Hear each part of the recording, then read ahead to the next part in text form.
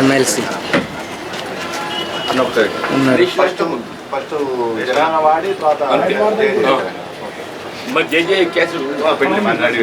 ముందు నేషనల్ ఇక్కడికి వచ్చేది గుర్తే కదా, అక్కడికి వచ్చేది ఇక్కడనే ఉన్నాడు.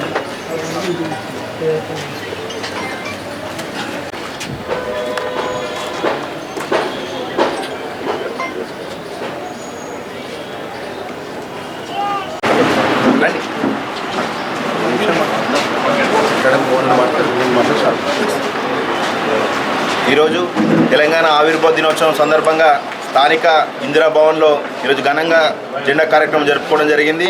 మరి అదేవిధంగా తెలంగాణ ఏర్పాటులో కాంగ్రెస్ పార్టీ ముఖ్యంగా ఆ రోజు ఎంతైతే ఒక రాష్ట్రంలో పూర్తిగా కాంగ్రెస్ పార్టీ నష్టపోతుందని తెలిసి కూడా ఈరోజు తెలంగాణ ఇవ్వడం జరిగింది. మరి అదేవిధంగా భారత రాజ్యాంగంలో ఆర్టికల్ 3ను అనుసరించి చిన్న రాష్ట్రాలే దేశానికి వెన్నుముక అనే ఉద్దేశంతో భారత రాజ్యాంగంలో రాసిన ఆర్టికల్ 3 ప్రకారం ఈరోజు తెలంగాణ ఏర్పడ్డందుకు మనం బాబాసాహెబ్ అంబేద్కర్ గారికి ప్రతి నిత్యం రుణపడి ఉండాల్సిందిగా కోరుతూ థ్యాంక్ యూ.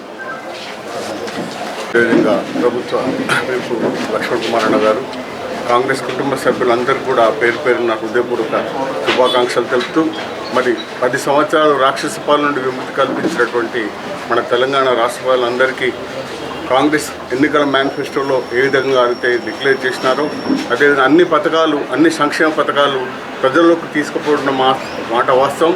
మరి అది జీర్ణం చేసుకోలేక ప్రతిపక్షాలు ఇష్టారీతిగా మరి వ్యవహరించడం నిజంగా చాలా బాధాకరమైన విషయం. మరి ఇంకా మిగిలి ఉన్నటువంటి ఆకాంక్షలను ముఖ్యంగా అమరవీరుల త్యాగాలను గుర్తించి వారి కుటుంబాలకు విద్యార్థి లోకానికి నిరుద్యోగ వృత్తి గురించిగా మరి ఆలోచించవలసిందిగా మరి మీ ద్వారా మరి ముఖ్యమంత్రి గారికి ప్రభుత్వాన్ని కొంటూ ఈ అవకాశం ఇచ్చిన మీ అందరూ కూడా. జగిత్యాల జిల్లా కాంగ్రెస్ పార్టీ ఆధ్వర్యంలో కూడా ఇందిరాభవన్లో తెలంగాణ ఆవిర్భావ దినోత్సవ సందర్భంగా తెలంగాణ ప్రజలకు యావత్ జగిత్యాల జిల్లా ప్రజలకు శుభాకాంక్షలు తెలియజేసుకుంటూ ఏదైతే మన రాష్ట్రం మన ఏర్పాటు విషయంలో కూడా ప్రత్యేక రాష్ట్ర తెలంగాణ రాష్ట్రం కోసం అమరవీరులైనటువంటి వారి కుటుంబాలకు కూడా ప్రగాఢమైన సానుభూతిని శ్రద్ధాంజలి ఘటిస్తూ జిల్లా కాంగ్రెస్ పక్షాన గౌరవనీయులు మాజీ మంత్రివర్యులు మాజీ శాసన మండలి సభ్యులు పెద్దలు జీవన్ రెడ్డి గారు అంటే ఆ సోనియమ్మ తల్లి తెలంగాణ రాష్ట్రంలో ఇచ్చే విషయంలో కూడా ఉమ్మడి ఆంధ్ర రాష్ట్రంలో ఉన్నప్పుడు ఆంధ్ర ప్రాంతానికి ఉన్నటువంటి ప్రాంతంలో మరి అన్యాయం జరిగినా కూడా మాకు అన్యాయం జరుగుతుంది, మీరు రాష్ట్రం ఏర్పాటు చేయొద్దని అడ్డుకున్నా కూడా లెక్క చేయకుండా తెలంగాణ రాష్ట్రం కోసం ఆ రోజు నిరుద్యోగ యువకులు ఎంతోమంది పోరాటం చేసినారు, ఎంతోమంది అమర వీరులైనారు. మరి వారందరి కుటుంబాలకు కూడా ఈరోజు గౌరవ ముఖ్యమంత్రి రేవంత్ రెడ్డి గారి నేతృత్వంలో కూడా అండగా ఉండాలని చెప్పి మనవి చేసుకుంటూ మరి ఘనంగా తెలంగాణ ఆవిర్భావ దినోత్సవం జగిత్యాల జిల్లా ఇందిరాభవన్లో ఏదైతే మన ఘనంగా వేడుకలు జరుపుకుంటూ ఈరోజు రాష్ట్ర ప్రభుత్వం ఈ 15-16 నెలలు కూడా ప్రవేశపెట్టినటువంటి అనేక సంక్షేమ కార్యక్రమాలు ఏదైతే పేద ప్రజానికైనటువంటి సన్నబియ్యం కానీ 200 యూనిట్ కరెంట్ ఇవ్వడం కానీ అదేవిధంగా మహిళా సోదరులు ఉచిత బస్సు సౌకర్యం ఏర్పాటు చేయడం కానీ నిరుద్యోగ యువకులందరికీ కూడా సుమారు 59,000 మంది నిరుద్యోగులు యువతకు ఉద్యోగాలు ఇవ్వడం కానీ రైతులకు రుణమాఫీ చేయడం కానీ ప్రతి ఒక్కరికి కూడా గత 10 సంవత్సరాలు రేషన్ కార్డు అంటే దరఖాస్తు వరకే కాగితం వరకే పరిమితమయ్యేది. ఈరోజు గౌరవ ముఖ్యమంత్రి గారి నేతృత్వంలో గౌరవ మంత్రివర్యులు సివిల్ సప్లై మినిస్టర్ గారు ఉత్తమ్ కుమార్ రెడ్డి గారు మరి వారి యొక్క నేతృత్వంలో జిల్లాకు సంబంధించిన మంత్రివర్యులు శ్రీధర్ బాబు గారు కానీ గౌరవ మంత్రివర్యులు అందరి యొక్క సహకారంతో ప్రతి వాళ్ళకు కూడా రేషన్ కార్డు ఇవ్వడం జరుగుతుందని కూడా మనవి చేసుకుంటూ రాబోయే రోజుల్లో కూడా అనేక సంక్షేమ కార్యక్రమాలు రాజీవ్ వికాసం కానీ ఇంకా ఇతర సంక్షేమ కార్యక్రమాలు కూడా రాష్ట్ర ప్రభుత్వం అమలు చేసే విధంగా ఈ యొక్క ఆవిర్భావ దినోత్సవంగా సందర్భంగా మనవి చేసుకుంటూ మరొకసారి పేరున శుభాకాంక్షలు అందరికీ తెలియజేసుకుంటూ సెలవు తీసుకుంటాం. దశాబ్దాల తెలంగాణ రాష్ట్ర ఏర్పాటు కళ సాకారం కావటము మరి గడిచిన 11 సంవత్సరాల కాలంలో అంటే వాస్తవంగా మొదటి 2 పర్యాయాలైతే టీఆర్ఎస్ ప్రభుత్వం కేవలం ఆర్భాటాలకే పరిమితం కావడంతో మనం ఆశించిన ఫలితాలు పొందలేకపోవడంతో రాష్ట్ర ప్రజానీకం ఏదైతుందో మార్పు కోరి తెలంగాణ రాష్ట్రాన్ని ప్రసాదించినటువంటి మరి కాంగ్రెస్ పార్టీ సోనియా గాంధీ గారి ఆధ్వర్యం లోపల కాంగ్రెస్ పార్టీకి అవకాశం కల్పింపచేయడం ఈ 18 మాసాలలో రాష్ట్రంలో కాంగ్రెస్ ప్రభుత్వం ఏర్పడినటువంటి ఒక ఈ 18 మాసాలలో ఇప్పుడే మిత్రులు లక్ష్మణ్ కుమార్ గారు తెలియజేసినట్టు దేశంలో ఎక్కడ లేని విధంగా సంక్షేమ కార్యక్రమాల అమలు.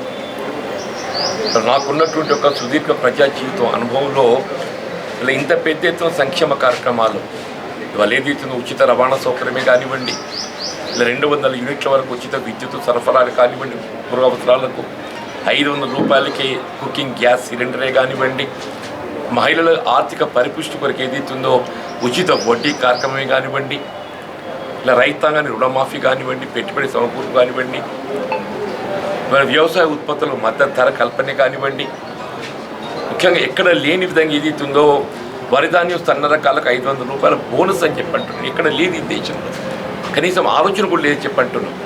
అంటే వీళ్ళ కనీసం మద్దతు ధర రైతాంగానికి గిట్టుబాటు కావటం లేదు అనేటువంటి ఒక భావనతోని రైతాంగాన్ని ప్రోత్సహించాలనేటువంటి ఒక ఆలోచనతో మళ్ళీ 500 రూపాయల బోనస్ కల్పింపచేయడం చెప్పంటారు. అట్లాగే ఏదైతుందో మిత్రులు అన్నట్టు వీళ్ళ గత దశాబ్ద కాలంలో రేషన్ కార్డు అనేది అది కలకే పరిమితమైపోయింది.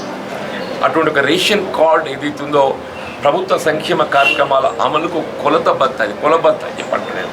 బిలో పవర్టీ లైన్ ఆ రేషన్ కార్డు అర్హతకు అనుగుణంగా వీళ్ళ రాజకీయాలకు అతీతంగా ఏ విధమైన ఆర్భాటాలకు పోకుండా అని చెప్పంటున్నాను.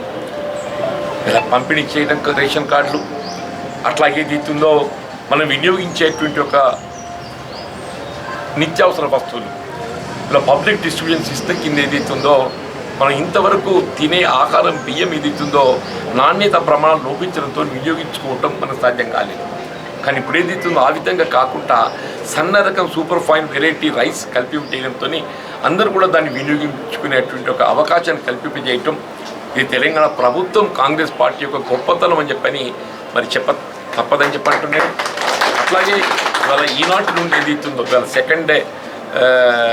2 జూన్ 2025 వీళ్ళ భూభారతి అని చెప్పంటున్నాను. వీళ్ళ ఆనాడు ఏదైతుందో మరి ఆనాడు టీఆర్ఎస్ ప్రభుత్వము ధరణి అనేటువంటి ఒక కార్యక్రమాన్ని అమలు చేపట్టి ఇలా భూ సమస్యల సృష్టికి మూలం జరిగింది. వీళ్ళ ధరణి ద్వారా ఏదైతుందో భూ సమస్యల సృష్టికి మూలమైతే భూ సమస్యల పరిష్కారానికి ఏదైతుందో వీళ్ళ మన భూభారతి మనకు ఆస్కారం కలిగిస్తుందని చెప్పక తప్పదంటూ నేను ఇలా రాష్ట్రంలోని ఏ ప్రాంతమే కానీ ఏ గ్రామమే కానీ ఏ రైతే కానీ చెప్పంటున్నాను వాళ్ళకు ఉన్నటువంటి ఏ సమస్య అయినా ఇలా గ్రామాన ఇవాళ రెవెన్యూ శాఖ ఆధ్వర్యం లోపల ఏదైతుందో సమావేశాలు నిర్వహింపచేసి మన సమస్యను ఎక్కడికక్కడనే రెవెన్యూ అధికారుల దృష్టికి తీసుకొని వెళ్ళే విధంగా వారు ఏదైతుందో టైం బౌండ్ ఆ సమస్యల పరిష్కారానికి ఏదైతుందో వీళ్ళ కార్యక్రమాన్ని అమలు తలపెట్టడము వీళ్ళది హర్షించదగ్గ విషయం అని చెప్పట్టు తెలంగాణ ప్రభుత్వం యొక్క కార్యదీక్షకు పట్టుదలకు నేను దీన్ని నిదర్శనంగా పేర్కొంటున్నాను చెప్పాను. చాలా వరకు సమస్యలు కొంతవరకు ఏదైతుందో ఒకసారి ధరణిలో ఏదైతుందో ఏదైనా పొరపాటు జరిగితే దాన్ని సరిచేసే అవకాశం లేకుండే ఇలా భూభారతిలో ఏదైతుందో మన సమస్యలకు పరిష్కారం అపీల్ రూపకల్పన ఈ అపీల్ అనేది ఏదైతుందో ఒక దశలో ఏదైతుందో మనకు ఆశించిన ఫలం పొందలేక మనం వివక్ష గురని చెప్పిన భావిస్తే దానికి అదే రెవెన్యూ శాఖ అపీల్ ఇవాళ tahsildar to RDO to collector to ఏదైతుందో రెవెన్యూ ట్రిబ్యునల్స్ కూడా ఏర్పాటు చేయడం జరిగింది పట్ల. అంటే మనకి ఏ విధమైనటువంటి ఒక న్యాయస్థానాల అవసరం లేకుండా స్థానికంగా సమస్యలు పరిష్కరింపజేసినటువంటి ఒక అవకాశం కల్పింపజేయటం ఇది భూభారతి యొక్క లక్ష్యంగా మనం భావించాలి. మరి దీన్ని అందరూ కూడా వినియోగించుకోవాలని చెప్పి కోరుతూ ముఖ్యంగా మిత్రులు లక్ష్మణ్ కుమార్ గారు మరి వారు శాసనసభ్యులుగా మన జిల్లా కాంగ్రెస్ అధ్యక్షుడిగా గత 18 మాసాలకు వెళ్ళేదిస్తుందో ఎక్కడ ఎవరికి ఏ సమస్య వచ్చినా కానీ తాను అందుబాటులో ఉన్నాను అని తెలియజెప్పే విధంగా జిల్లా కాంగ్రెస్ అధ్యక్షుడిగా వారి బాధ్యత నిర్వహణ కర్తవ్య నిర్వహణలో భాగంగా ఏదైతుందో మనకు అందరికీ అందుబాటులో ఉండి వారి సేవలు అందిస్తున్న సందర్భంగా నేను వారికి హృదయపూర్వక ధన్యవాదాలు చెప్తున్నా. ఈ గుర్తులు ఏదైతుందో ఇవాళ మనం వరిధాన్య ఉత్పత్తులు అగ్రస్థానాన్ని నిలిచినమే మనం అగ్రస్థానాన్ని నిలిచినాం. మొక్కజొన్నతో పాటుగా గతంలో ఎన్నడూ లేని విధంగా 4,60,000 మెట్రిక్ టన్నుల వరిధాన్యాన్ని సేకరించడం చెప్పండి. ఇదంతా ఏదైతుందో ఎస్ఆర్ఎస్పీ కాలువల ద్వారా అట్లాగే విద్యుత్ ద్వారా మనం ఈ ఉత్పత్తి పొందడం జరుగుతుంది. ఎస్ఆర్ఎస్పీ కాలువలు టేలెండ్ ప్రాంతం ఏదైతుందో ఇవాళ పూడికి చేరుకొని సిల్ట్ ద్వారా కానివ్వండి లేక కలుపు మొక్కలే కానీ ముళ్ళ కంచెలే కానీ చేరుకొని ఏదైతుందో మనకు ఆయకట్టు చివరి ప్రాంతాన్ని నీరు అందటం లేదు. ఎస్ఆర్ఎస్పీ కూడా శ్రీరామ్ సాగర్ ప్రాజెక్టు గత దశాబ్ద కాలంగా ఈ కాలువలో మరమ్మతుకు ఏ విధంగా చర్యలు చేపట్టలేదు. మనకి ఇప్పుడు ఇంకో 4 రోజులు అయినట్టయితే ఒక 1.5 మంత్ అవుతే మళ్ళీ కాలువ నీరు ఇచ్చేట అవకాశం వస్తుంది.